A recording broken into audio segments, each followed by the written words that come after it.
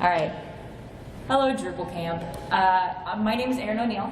I'm super duper duper excited to be here with you guys and really honored to get the chance to talk to the whole camp at once.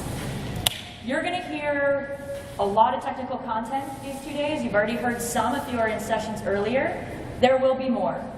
So I'm not going to focus on technical content for the next hour. I'm going to do instead what I think I do best, which is tell stories. So I'm going to tell you some stories about the ways that technology affects our lives and affects the lives of the people that we build software for, and in many cases in unexpected ways.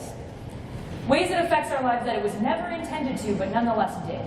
So some of the stories are going to be very funny. Well, I hope they're very funny. They'll at least be silly.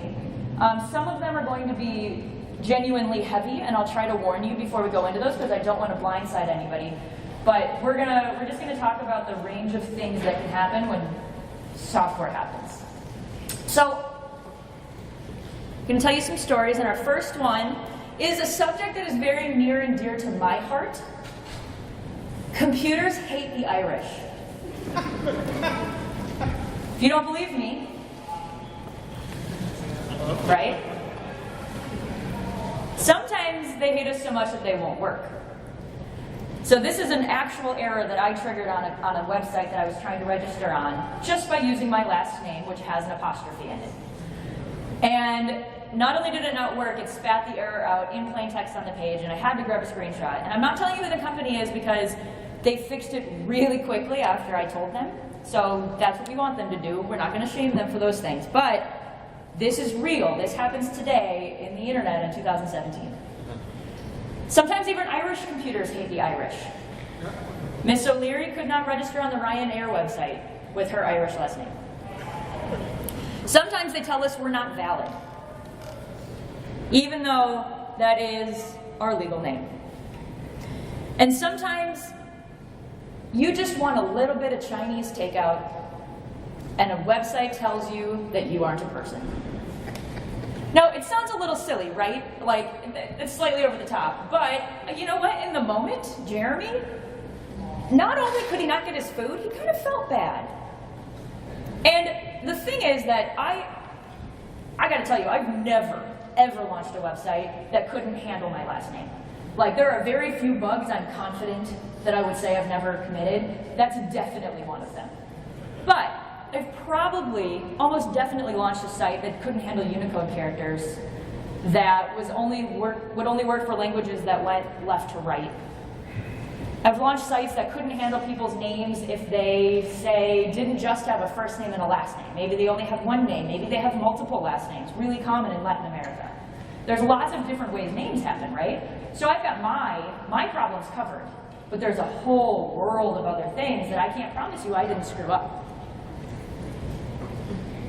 What you have to realize is that we are not our users. In fact, we're not even most people, right? So let me put this in context. Who here has ever traveled internationally? Just give me like a hand raise. Cool. Keep them up, I need you there.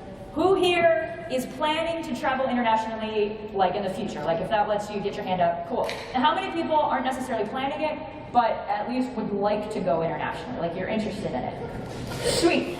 You can put your hands down. If your hand never went up, please don't feel bad. That wasn't the point. Because there was a poll in 2017 done by a travel agency. They found in this study that only 9% of Americans are even interested in international travel. So that's not 9% who have done it, that's 9% who are even saying, you know what, that sounds like a thing I would realistically do. And I think that everyone in this room sort of assumed that all of us would end up raising our hand at some point, right? Or at least most of us. Like, it's just like, of course, let's go to Canada.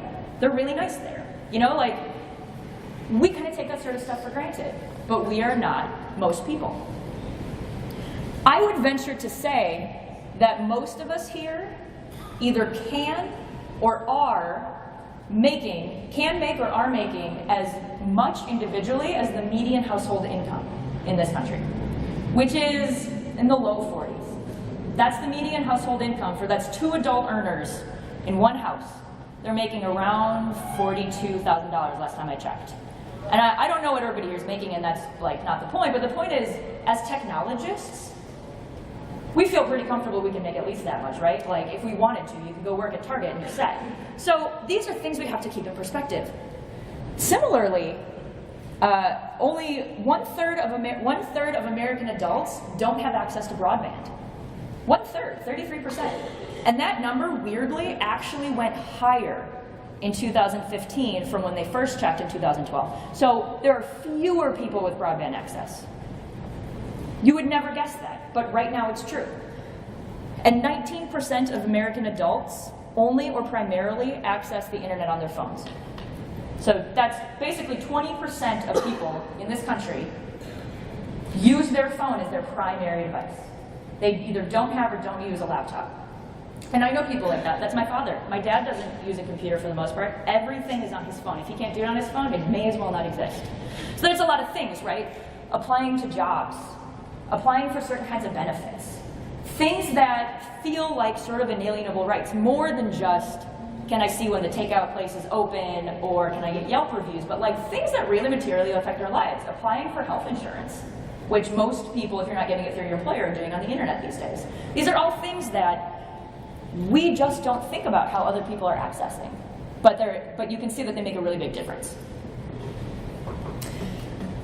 We have the most pointless and the most important jobs in the world as people who make software, and forgetting either one of those is kind of dangerous. Now, obviously this is a little hyperbolic, but I also kind of mean it, because on the one hand, we make app games, and we make things that make it easier to get a taxi to your house, and we make things that make getting takeout like a little easier, and we make things that make getting the takeout from the lobby up to your door easier. And if that app doesn't exist, it will, because I've been to Silicon Valley. Like, this is what we do, right? Like, we scratch our own itches. But on the other hand, software is how people are getting and registering for health insurance, right? I mean, healthcare.gov, huge. MNsure, huge. These are essential government services. People applying for benefits. People are using software to spread information that are literally causing revolutions in parts of the country. There are many very good arguments that lots of the revolts and revolutions in the since the 2000s and the new millennium happened because of or strongly aided by Twitter. I mean, we use Twitter to post doggo pictures, and people use Twitter to overthrow unjust governments. So we have this really crazy dichotomy, this really crazy contrast between, dude, it's just Twitter, and we're democratizing all of the conversations that people are having, potentially. People who can access it, people who have the time to go on there, people who have the freedom in their countries, right? There's a lot of caveats. But we have both of these things to balance. So here we go with the stories. This one is about a man named Boone Sheridan and a little game called Pokemon Go. So last year, Pokemon Go came out, about exactly a year ago. And this house was a Poke Gym. It used to be a church, like way back in the day. So as best that Boone can figure out, that's who lives there, a guy named Boone, best as he can figure out, there was some ancient record saying, public places of interest, and the church was on there, and it hadn't been updated since he bought it and moved into it. And so Pokemon Go, Niantic, the company that makes it, used this to create their list of Poke Gyms. If you don't know what a Poke Gym is, I am amazed that you've made it this far, and I'm really impressed. But it's basically a place where people in real life can go and battle their little Pokemans, and then try to take it over. So there's different teams, and you have to physically be there, and you're like, swipe, swipe, swipe, swipe, swipe, dodge, dodge, swipe, swipe. Like, that's the whole game. So it's a place that you need to be in real life to take advantage of it. If you are anything like me, well, first, you killed it during the Fire and Ice event that just ended, and good job. But also, you might have heard that this man lives in a Poke Gym, and you thought, all right, that's kind of cool. Kind of jealous.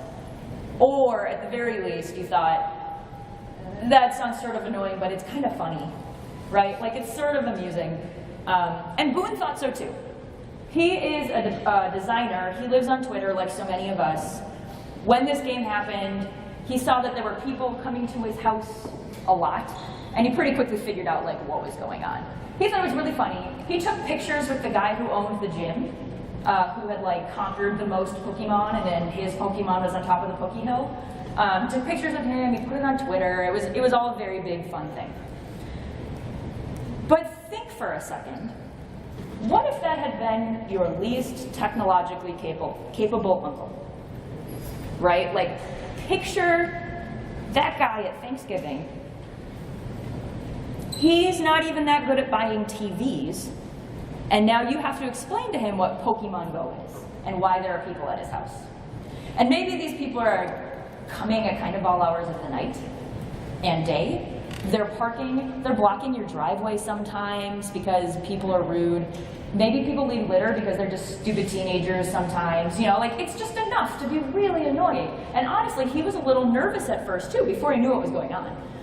He was a little nervous, and then he was really afraid that his neighbors would think he was a drug dealer, because all these cars were like coming, staying for a second, and leaving, and he was like, this looks really bad. But if it's not Boone, if it's someone who doesn't play this game, doesn't know this game, what is that going to do for them? What is that going to do to them? Now, they probably would have figured out what Pokemon Go was and what was happening, because that was like literally the only good news story of 2016.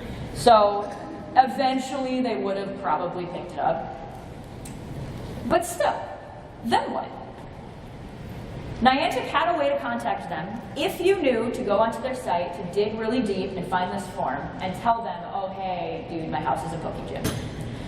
But they were so inundated. I mean, they couldn't even keep the servers running, right? So they had so many people coming in that, yeah, he told them this, and there was not even an acknowledgement. He didn't even get like the thank you for your message, you know, auto reply. Like, it was just nothing. And it took a really long time before anybody got back to him. Again, that uncle doesn't even know to go to the site. Even if you get him there to fill out this form, he fills it out, he probably doesn't give enough detail because he's not thinking the way that we're thinking about how software is made. And then he gets no response. So, no, that's early. So, we have to kind of think about, how does this happen and what can we do about it? Now, it would be really tempting and easy to say that there's obviously no way that Niantic could possibly have all of the Poke Gyms in their software and all of the Pokestops. They're real-life places across the globe. Like, they obviously have no way to actually, like, go through all of those. So I'm not saying that they should have, like, paid an intern to, like, look at every single one and, I don't know, Google Street View it and see if someone's walking. Like, there's no way to do it. But we have to go back a step, where we say, well, they decided to do this in the first place. So it being hard to validate the data is not an excuse for their previous decision to do these things. If they're going to do it, they have a responsibility to do it responsibly, to figure out how they can do this in a way that is least likely to impact the Boone Sheridans and technologically inept uncles of the world. And we'll talk a little bit later about what I think they could have done. But the point is that there's a sense of thinking ahead, looking into what kind of problems could happen for people who aren't their target audience, for people who don't want to play the game, just want to like live in the world that we all have to live in, that now has virtual monsters running around it. So here's story 2. This story is the genuinely heavy one. It deals with really serious themes of like mortality. And it's hair difficult for me to get through on stage, but I've pulled it off every time until now, and so gosh darn it, I'm gonna do it again. So this story is about a man I knew in college named Randy. Randy was the spouse of basically an adult RA, so like an adult employee of the college who lived in the dorms and kind of kept an eye on things and ran social activities and things like that. He was not an employee of the college, though. So as far as we were concerned, Randy's job was to let us into the apartment to play with the cats, be there when you had to tell someone something, but it was the kind of thing you could maybe get in trouble for, so you told the guy who didn't have to tell the school that you did the stupid thing. And he was a musician, so he actually played in a lot of groups of students, and he was just like this solid, mid-50s rocker, yo man kind of guy. Like, And really everybody liked him, because it was really impossible not to like him. And everybody liked his wife too. Like, Kim was great. So you've got Kim and Randy, and I knew them at college. And a few years ago, Randy got cancer. And it was a pretty aggressive cancer, and he spent a lot of time in the hospital doing chemo and other treatments. And if you have ever known somebody who's had cancer and had to go through those treatments, you know that the treatments are almost as bad or worse than the disease itself. So you are just pumping poison into your body, you're laying in bed, you can't move, you feel sick, you don't want to eat, but you need to eat. I mean, it's just miserable. And so he's spending a lot of time in hospitals doing nothing, playing Candy Crush. Because, as I think many of us do, even when we're not, like, literally not able to do anything else, you pass the time with the game, right? But he's spending a lot of time playing it. And he's getting really good.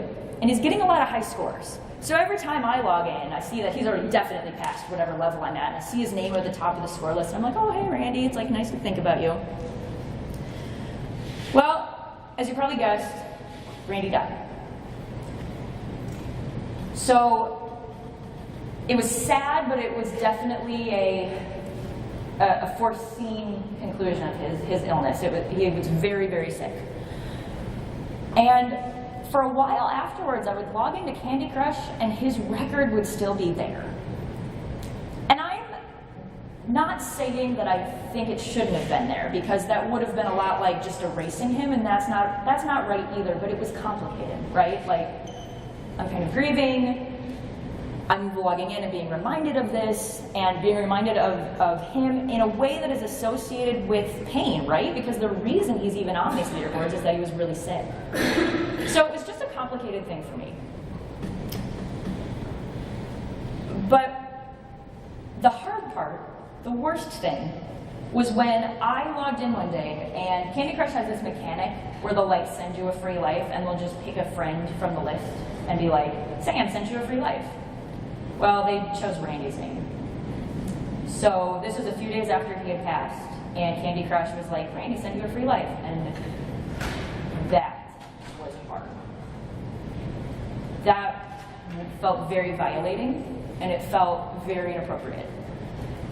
And if you think about it, it's not a big deal in most contexts, right? Like, it's insincere, and it's kind of awkward if, let's say, you're playing and they choose your name to tell someone you haven't talked to since 7th grade that you sent them or whatever, but like, it's not that big a deal. But when it's somebody who is dead, it is a punch in the face. So I took to Twitter, and I had to talk to somebody about it, and it was, there's a lot of layers there, right? Like, you have to explain Candy Crush and social media, and like, it was just, I needed to talk to people who would get it, and I didn't want to do it on Facebook where like his widow was, right? So I go to Twitter, and I'm like, this happened to me, super weird, super terrible and violating, I'm really mad at the world right now. And what I found out was there was this guy named Eric Meyer. And he had previously coined the phrase inadvertent algorithmic cruelty. This is when an algorithm that is meant to be neutral or even good inadvertently causes a human being harm. There are a lot of examples of this, unfortunately. And his story is pretty rough too. The reason that he came up with it is that he had a daughter who was very, very, very sick. This was about 3 years ago now, I think. His daughter was really sick, and it was the kind of sick where you know your child will not live. You know that your time with them is measured and limited, and all you can do is enjoy what you've got, So he, living on the internet, he's a very prolific blogger and programmer and front-end developer. He shared this with the internet, like he just posted about it. He's like, this is my life right now. This is the things that we're doing. These are pictures of my daughter. I'm really sad. I'm really happy. All of this stuff. Towards the end of the year, she died. And the internet mourned with him. But it was right before the new year. And so Eric is going through dealing with this situation, this unbelievable pain. And he logs into Facebook, and it was the first year that they did their year in review feature. And what they did for that feature was they would take posts that had the most engagement, so things that people are liking on and commenting most, and use that to create a collage. That was just the first thing you see when you log in. And it has all of these little like happy cartoon people, and there's balloons, and there's confetti, and it's very celebratory. You know, it's like, let's look at the great year that you had from Facebook, we love you. Well, you can probably guess that the things on his timeline that had the most interactions all had to do with his daughter. And so he logged in and sees this, what a great year message with this cartoony stuff and a picture of his very recently deceased daughter's face. And that was a shut the computer, get off the internet kind of punch in the gut. I couldn't even possibly think to put words to what that must have been like for him, but it drove him to write an essay, a blog post about this concept of inadvertent algorithmic cruelty. The people who wrote that feature, they were trying to do a good thing, right? Like, that's a fun thing. They're showing us memories they think we want to relive. I mean, nobody had ill intent in that. It just wasn't a very well thought out feature. It just wasn't something that they thought out to the end of the thought. In all edge cases, in all cases, they assumed the happy path. If you make software, you've probably heard people talk about that, right? Like, that's the path that we want people to go down, and don't worry about bugs, don't worry about edge cases, it's just, whew. People who wrote this Facebook feature assumed our lives were all on the happy path, and they are not. There's nothing about a life that can ever be assumed to be primarily on the happy path. We are all complicated. We are all bringing things to the table that are unforeseeably complex and unforeseeably diverse. If something affected only, say, 20% of your users, you would call that an edge case, right? Do we need to build this feature or that feature? Well, this is 20%, this is 80%. Obviously, 80% is a thing, and 20%, like, it's an edge case. We don't have time for every edge case. And we really don't. I make software, I get that. But 20% of people is a lot of people. That is the human condition. I mean, 10% of people have gluten intolerance, which is I have, so I'm very close to this as a reality. That's 10% of America. Look how many restaurants and menus go well out of their way to talk about what they have that's gluten-free, right? Because 10% is a lot in some cases.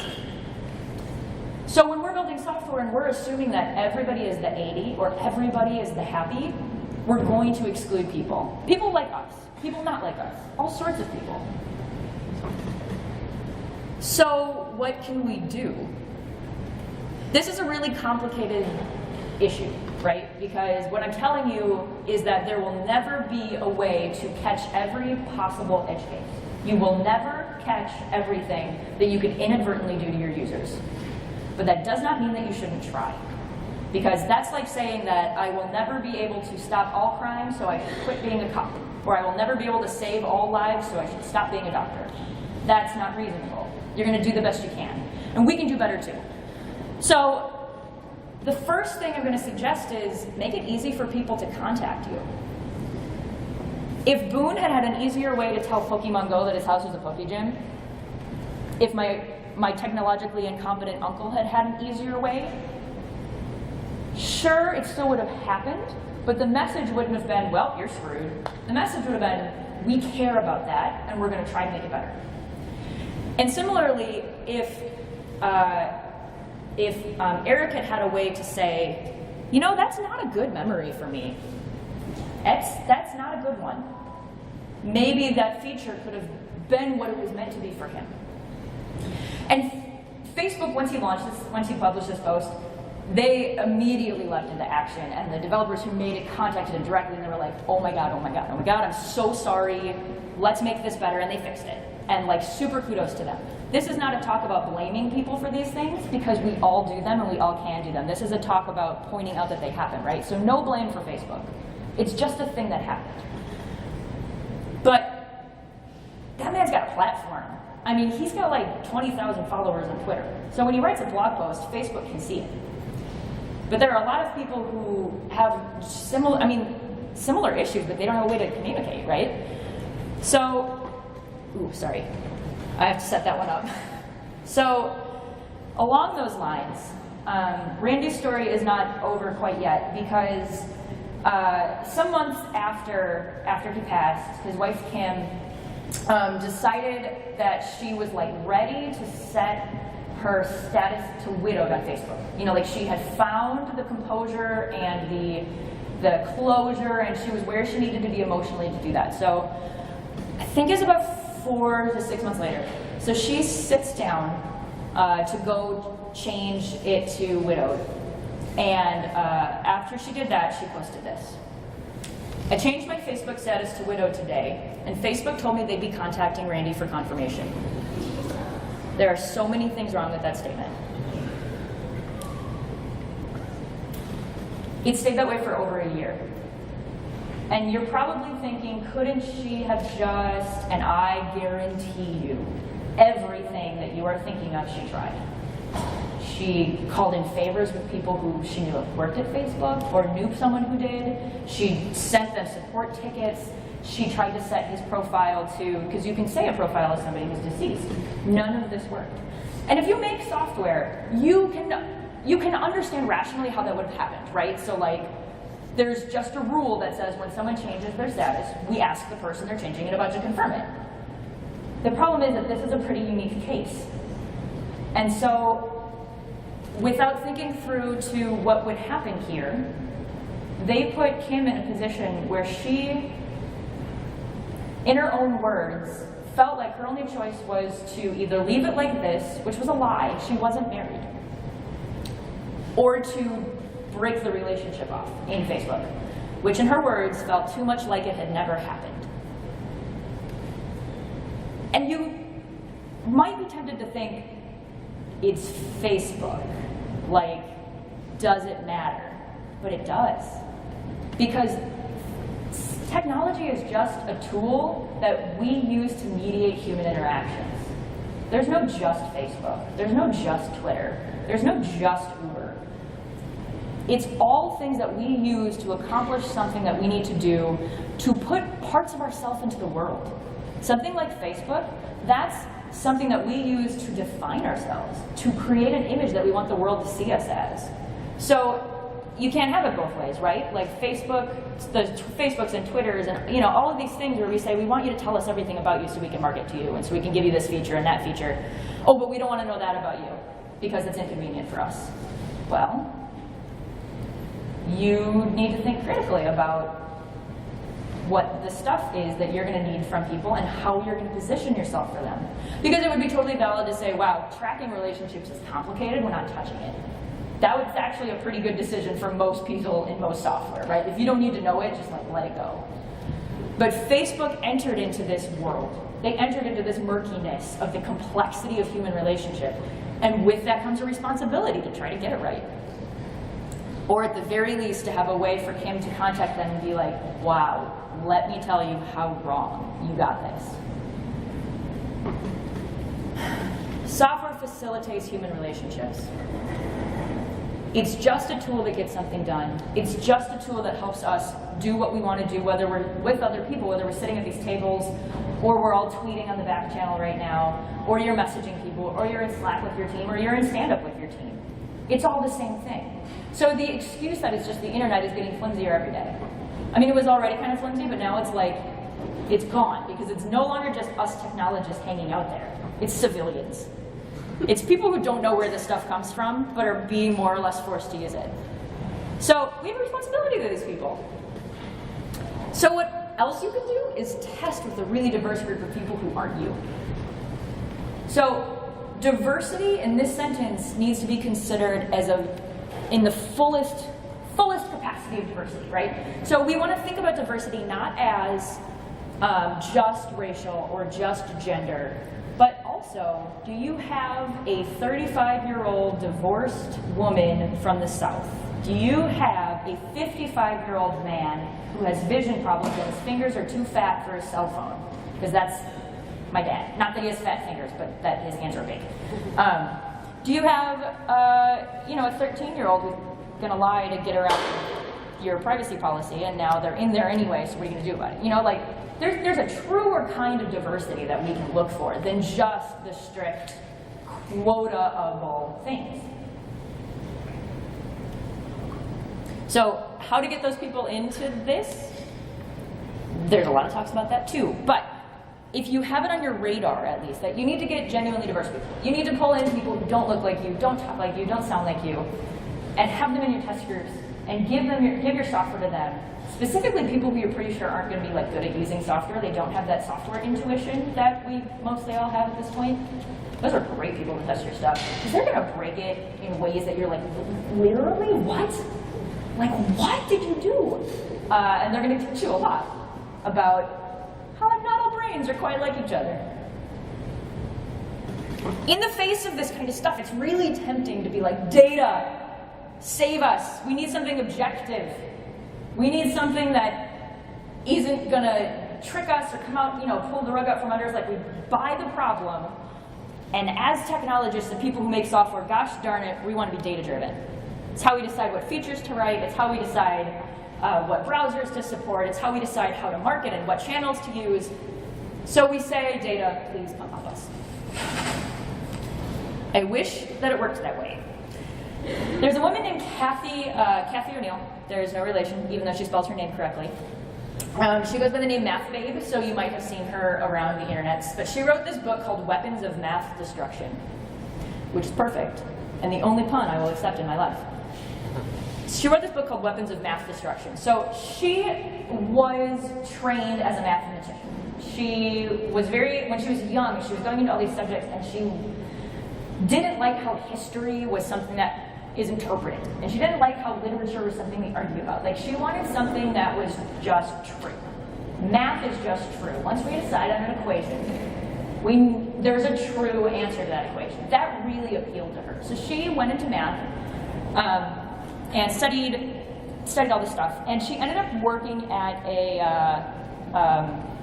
finance place, a bank.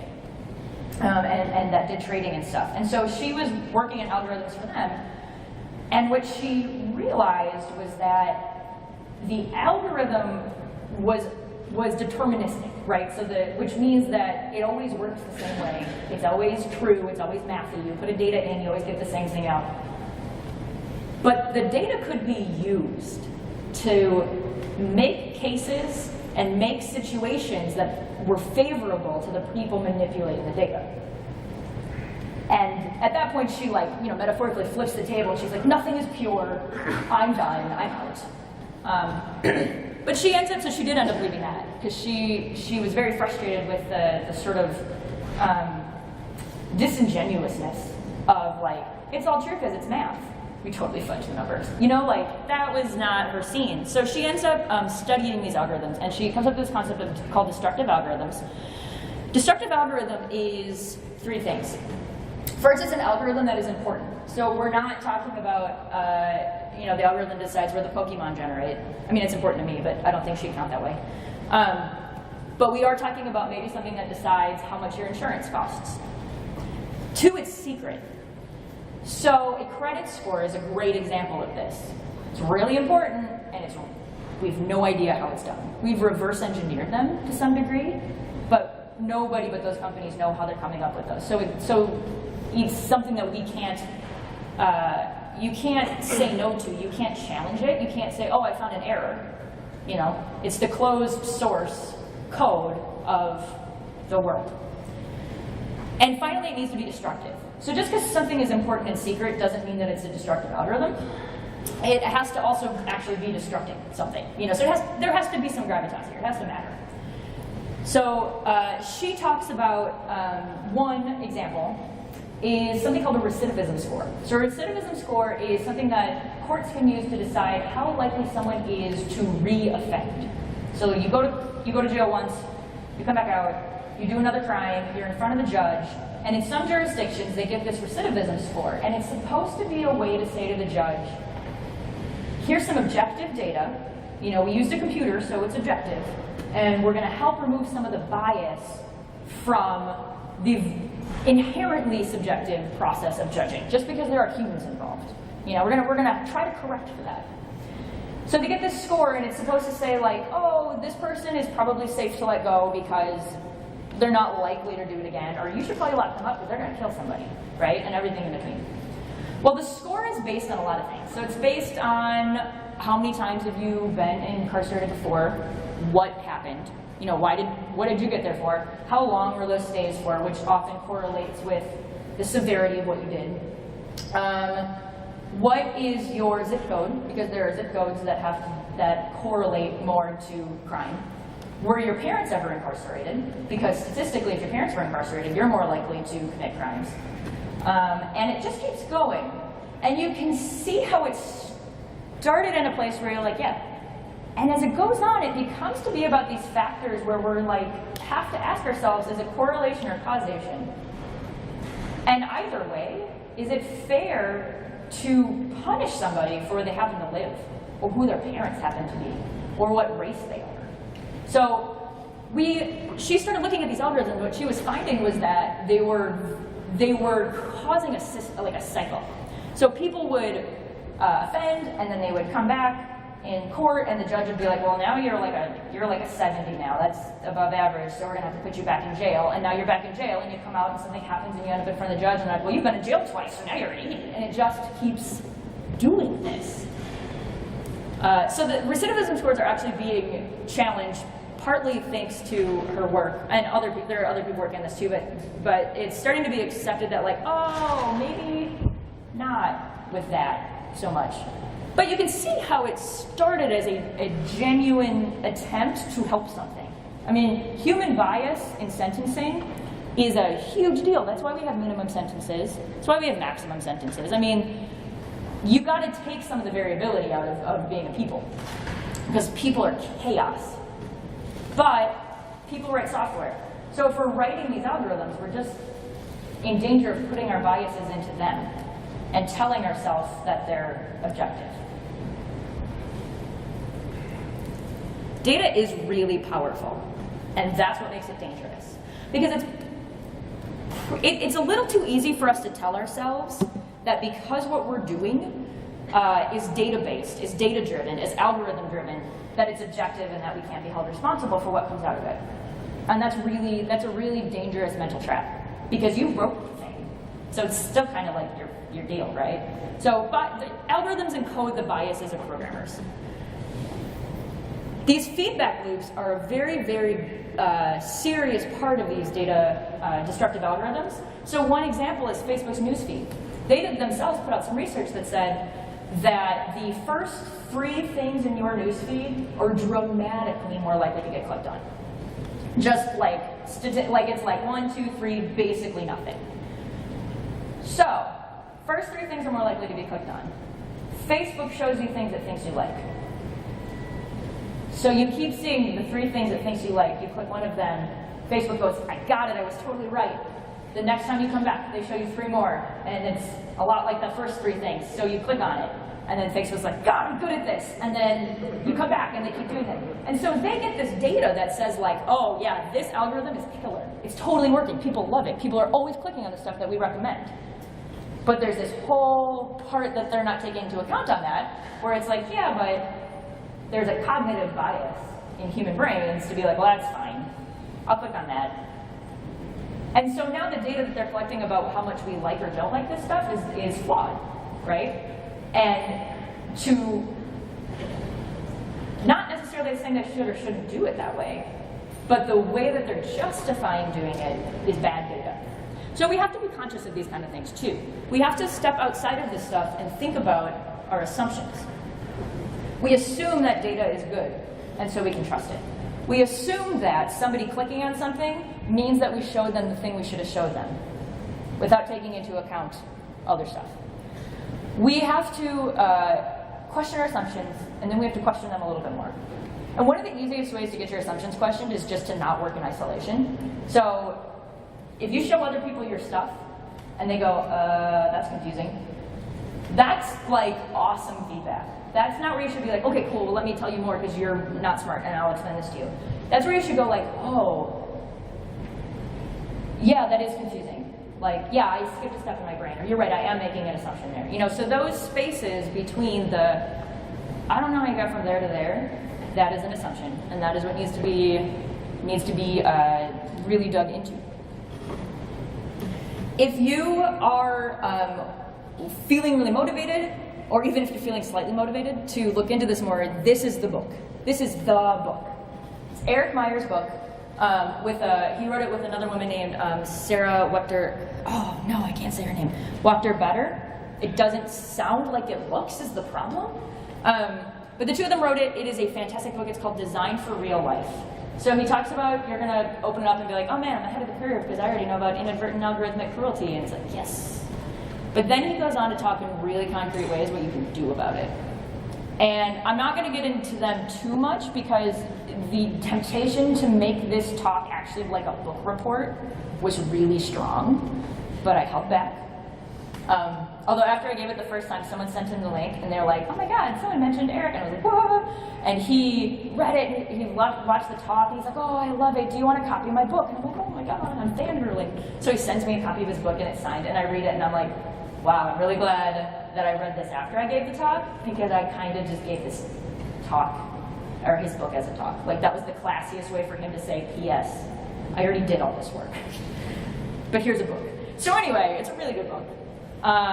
Lots of really compelling stories, and one of the things that he talks about in there as a tactic is designing for crisis. So I don't want to spoil his stories too much, but I'll do one. There was one day where he had to drive to the ER, so his daughter's really sick. It's like 2 a.m., because it's always 2 a.m. He's freaking out, him and his wife are just losing it, and they don't know where in the hospital to go at 2 a.m. to take their kid to the ER, so they're on the website, to the hospital, on their phone, in the car, in the middle of panic. And they see things about like choosing your doctor, and what insurance do we take, and all the things that you expect in there. But what they wanted was a giant button at the top that was like, are you freaking out? Click this.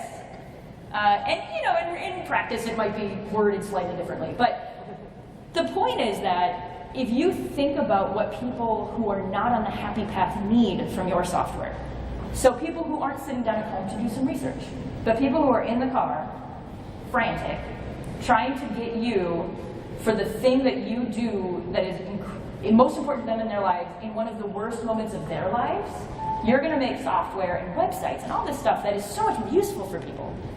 Because we want to make stuff that can meet people where they're at, right? Like if you are that parent, you don't want to have to try to think about like, okay, so on Google Maps, it's probably the pin is going to be over there, and I guess maybe if I used Waze, but no, wait, never mind, that's the same thing, and like, no. So we want to design in a way that catches people at their panic mode, because that's when our lizard brain is like freaking out and not good at things, and if you can catch people when their lizard brain is acting, then you can catch them when they're actually being cognitive and useful. Finally, this is a pretty important one to me, but volunteer to help get diverse voices in this pipeline. So I was saying before, you need to have a different kind of diversity. You need to have a life experience diversity on your teams. You need to have all sorts of different stuff. And if you are only a group of people who are fairly similar, similar economic backgrounds, similar, maybe majority of one gender or another, majority of race, and you're going to try to design for other people, that's hard. Easier is if those people are just on your team already.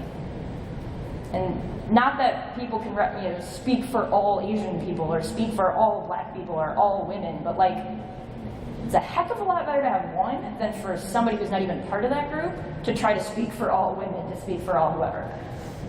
So we need to get people into this system that are more diverse. And I am really excited by this room because this is like, I go to a lot of conferences, and this gender balance, it makes me really, really happy. Racially, we're a little Minnesotan, right, on the whole. So there are things that can be done that will completely change the kind of experiences that our teams, the people on our teams have. And this stuff affects the bottom line. This isn't just about like the right thing to do or avoiding crisis. There are many times that not having these people on teams was a big problem for the people. I was poorly timed, I was super thirsty. that not having people on the teams actually just cost a lot of money. So if you need to go back and tell your boss that they need to invest in this and the only thing that's going to work is the dollar argument, I've got that one too. Because, for example, HP put out a line of webcams a couple years ago. It had this face detection technology. Could not detect people with dark skin. So it could detect white faces and light-skinned people of other races, but it just couldn't see dark-skinned people. The only explanation for that shipping is that they never had any black people tested. Because if you had anybody who was dark-skinned use it, you would have noticed. So that is a total failure to have a diverse team and a diverse testing group. It just never occurred to anybody who was building it. And I understand why it didn't occur to them. It might not have occurred to me. But if they had had those people in the room, it wouldn't have had to occur to anybody. It just would have happened. Similarly, VR technology early on made women really disproportionately ill. And it was because they've now kind of figured out that there's different ways to do 3D impressions of things. Some of them are based on like size and relative position of objects, so little things are far away and big things are closer. And some of them have to do with shading. Shading is like way more difficult to get right? Like that is computationally. I don't even want to think about how to write that. And I'm a programmer. So they would tend to, your Google Cardboards of the world, the stuff that was like okay VR but not like great, would tend to go with like the relative position and just like hand wave the shading stuff. Well, it turns out that in general, for some reason, genetically, biologically, women use the shading cues more. Men tend to use biologically the relative distance cues more. So the men are all building it and testing it, and they're like, cool, this is awesome, I'm fine. And then they shipped it, and women used it, and they were like, I am going to vomit. I need to sit down. Again, and that was me. So again, I feel like this is a close one to my heart. But if they had tested on women, it wouldn't have happened. If they had women on the team and in the test group, somebody would have noticed. There are so many examples like this. Early teleconferencing systems couldn't hear high voices, so they couldn't hear women. There are so many different things that it's just like, yeah, that's a bad look. Like now you gotta recall your product, you gotta deal with the PR fallout of like, everybody seeing very clearly that there are no one on your team except for like white dudes. And that's not super great because there are more than that in the world, actually. So we want to get more people involved in this, and we want to have more diversity, and we want to have more people available to us, just part of the process. Because that removes so many of these checklists that you might be making now, where you're like, okay, divorce is a thing, people die, okay, sometimes people are black. Like, you have this checklist, and it's like, your checklist will never be done. Like, that's not a great solution here. So you should also, try to think about stuff. Get more people. Finally, continue this conversation. We're only like, I don't know, we're what, like 80 years into computing being a job? And we're like 20 years into the internet? So if you compare us to other engineering communities, we're incredibly young. We're babies.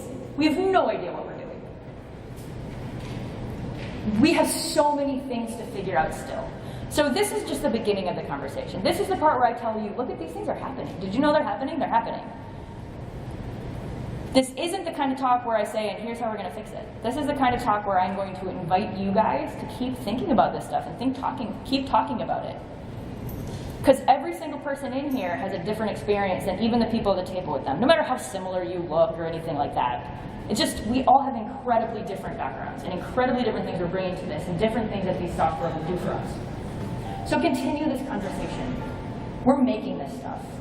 So we are the only people who can have this conversation, right? Like, it's not going to get regulated. It's not, it's like we have to do this. So just remember that the answers are not perfect yet, but you're pretty smart. So you don't need me to tell you how to fix this. I need you to think about this stuff with me, and with Eryn, and with Kathy O'Neil. We all need to be thinking about this stuff together. There are a lot of people out there who are already writing really smart blog posts. We can stand a couple more. You have superpowers. Being able to make software that can cross global divides get to people with so many different diverse backgrounds, that is a superpower. It's unimaginable, even 50 years ago. So don't waste them. Thanks.